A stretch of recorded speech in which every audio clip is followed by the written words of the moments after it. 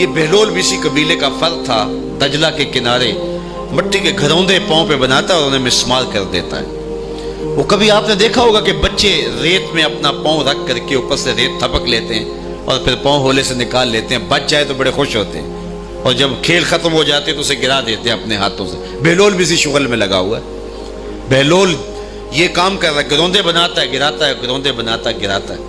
بادشاہ گزرا، پوچھا بہلول کیا کر رہے ہو؟ ہنس کے کہا جنت کے مکان بنا رہا ہوں۔ کہا بیچتے ہو؟ ہاں بیچتا ہوں۔ کتنے کا؟ 10 روپے کا، سیل لگائی ہوئی ہے۔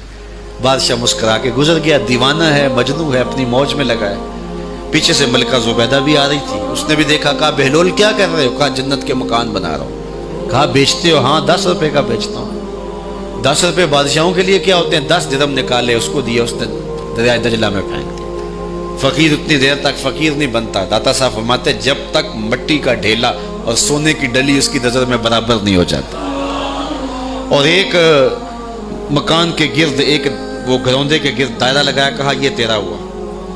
ملکہ گزر گئی، بادشاہ بھی چلا گیا۔ شام کو اپنے محل میں پہنچے، بادشاہ سویا، منظر جاگا کہ حشر کا دن ہے، پھر جنت کا منظر ہے، جنت میں بڑے بڑے خوبصورت مکان ہیں۔ ایک مکان تو بڑا ہی اچھا لگا، تو جی چاہا کہ اس مکان کو دیکھوں۔ تو جب قریب گیا تو دروازے پہ لکھا تھا ملکہ زبیدہ۔ شوق سے آگے بڑھا تو دربان نے روک دیا، کہا یہ ملکہ کا ہے۔ کہا وہ میری ہی ملکہ ہے۔ کہا دنیا کے ضابطے اور ہیں، آخرت کے ضابطے اور ہیں۔ بادشاہ کی آنکھ کھل گئی، بے چین ہو گیا، ملکہ کو بیدار کیا، کہا تو کون سا نیک عمل کیا ہے؟ میں نے جنت میں تیرا یوں مال دیکھا۔ ملکہ کہنے لگی وہی معمول کی نمازیں، وہی سب کچھ، کوئی نیا کام تو میں نے کیا نہیں۔ ہاں یاد آیا، کل گزر رہی تھی، دجلہ کا کنارہ تھا، وہ جسے لوگ مجذوب کہتے ہیں، وہ جو دیوانہ کہلاتا ہے، وہ بہلول، وہ جنت کے محل کہتا تھا، وہ بنا رہا تھا۔ میں نے کہا چلو کوئی بات نہیں، فقیر ہے، 10 روپے کیا ہوتے ہیں، تو میں نے 10 روپے کا ایک محل خریدا تھا۔ بادشاہ سر پکڑ کے بیٹھ گیا، وہ تو مجھے بھی کہتا تھا۔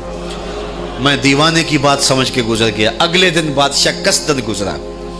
جب قصدن گزرا نا تو دل دھڑک رہا تھا کہ کہیں مجذوب پھر آج مل جائے اور اسی موج میں ہو تو کام بن جائے۔ دیکھا تو بہلول وہاں بیٹھا ہوا، آگے بڑھ کے دیکھا تو کام بھی وہی۔ بادشاہ پھر رک گیا، پوچھا بہلول کیا کر رہے ہو؟ اب دل دھڑک رہا تھا کہ مجذوب ہے، کوئی اور بات کہہ دے تو چلو اچھا ہو کہ وہی جواب دے دے۔ اس نے وہی جواب دیا، جنت کے محل بنا رہا ہوں۔ بادشاہ کا کچھ دل ٹھہرا، پھر کہا اچھا بیچتے بھی ہو؟ ہاں ہاں بیچنے کے لیے بنا رہا ہوں۔ بادشاہ ادھر جیب میں ہاتھ ڈال رہا ہے اور ادھر پوچھ رہا ہے کتنے کا؟ کہا آدھی حکومت لگے گی۔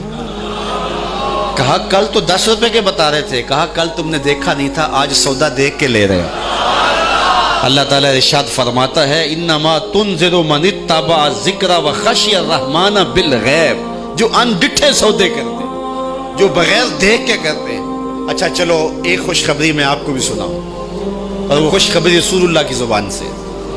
حضور نے فرمایا طوبی لمن رآنی وآمن بی وطوبی 7 مرات من لم یرانی وآمن بی۔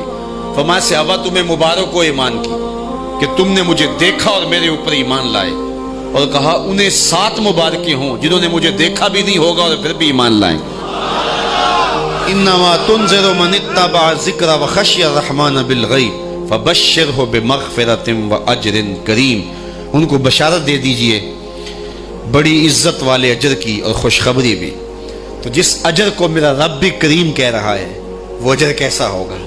تو یہاں تو لہجہ دم توڑتا ہے اور الفاظ ساتھ نہیں دیتے کہ اجر کریم کی کیا تعریف کریں جس اجر کو میرے رب نے بھی کریم کی صفت سے موصوف کر دیا۔